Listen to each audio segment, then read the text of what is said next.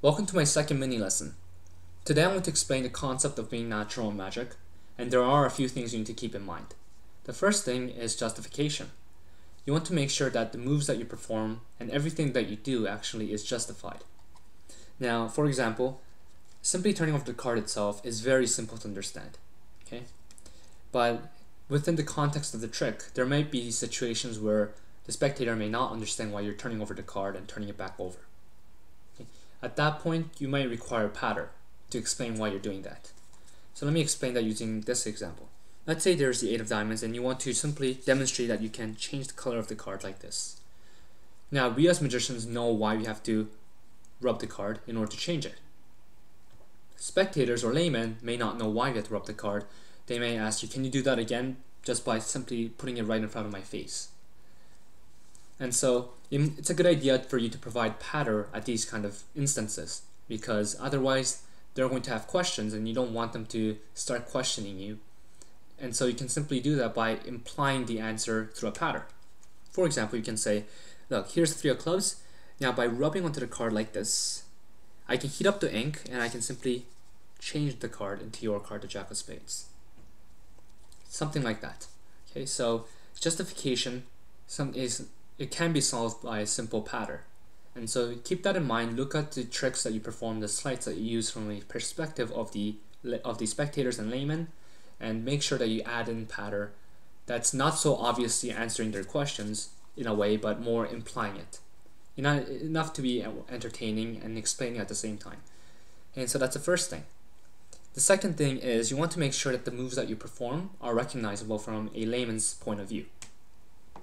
For example, a friend of mine named Johnny Silver, he told me that from his years of experience of performing, when a spectator was asked to take off the top card and they held the deck like this, they took the card off from the back, like that. And he assumed this was the case because the fingers and the thumb were blocking the card from moving any other direction. Although there were instances where some people took off the card like this, they most of the time took the card off from the back. And so that's very recognizable from a layman's perspective if we do something like this. Now, does that mean that we have to perform it in the way that laymen do? Not necessarily.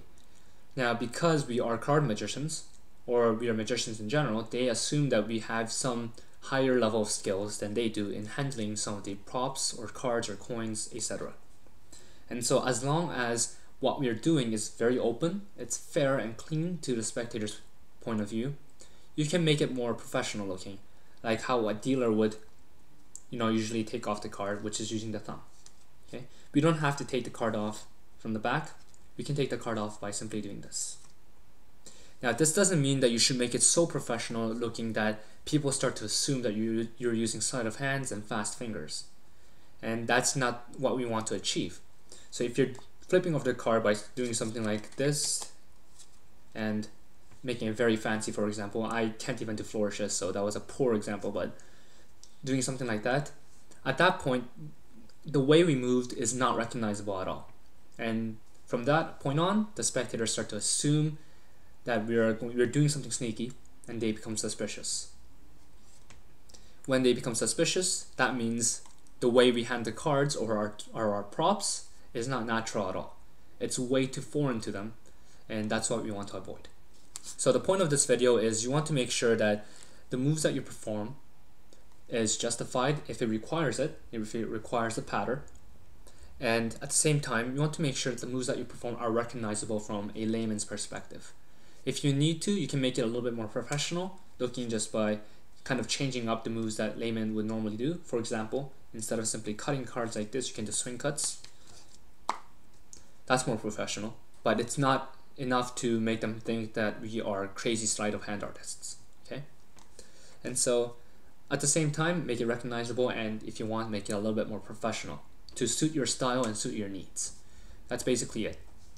And I hope this video was helpful to you. If you have any questions, feel free to comment, and you can, if you want, you can message me as well. I'll try to answer them to the best of my abilities. And that's it. I hope you guys found this helpful, and I'll see you guys next time.